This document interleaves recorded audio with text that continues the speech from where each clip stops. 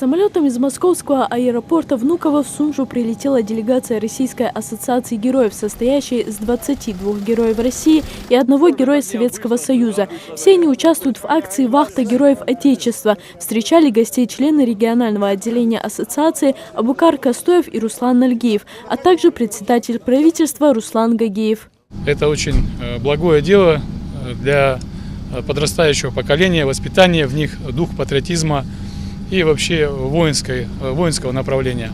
Я искренне приветствую вас всех, желаю приятного времяпровождения в нашей замечательной славной республике.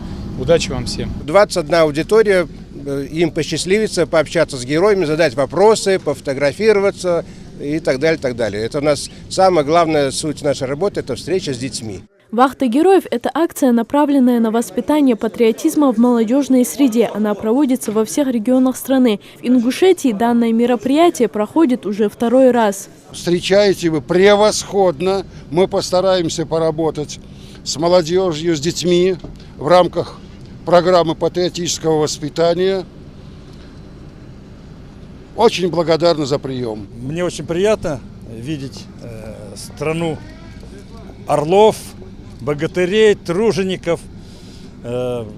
И приятно то, что у вас уже тут весна, а у нас по 70 сантиметров снега. В сопровождении комитета Ингушетии по туризму гости отправились в Джарахский район через Асиновское ущелье на экскурсию. По дороге к основным достопримечательностям делегация периодически делала остановки, попробовали воду из родника. Горная вода. Твое здоровье. Одна из достопримечательностей, которую посетили делегаты Ассоциации героев Тхабаирды – древнейший христианский храм России. Гид-экскурсовод рассказал исторические факты и ответил на все вопросы, которые интересовали героев России и Советского Союза. На одной территории мы видим и мусульманские надгробия, на той же территории и склепы, в которых хоронили раньше людей, то есть это же другая религия. То есть время смены религии, оно не сказывалось на уважении, почитании предков.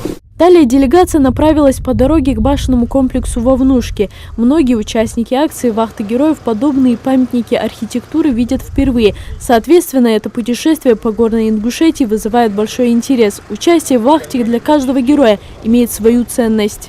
Историческое место, комплекс во Внушке, который поддерживаешь. Радостно то, что поддерживается это все. Это история республики, нашей страны, в том числе то же самое. Оно поддерживается в нормальном, хорошем состоянии. Красиво, прекрасно и очень только положительные эмоции. Советский и российский летчик гражданской авиации Владимир Шарпатов прибыл в Ингушетию впервые. Он был командиром России Ил-76, принудительно посаженного вблизи города Кандагар в Афганистане.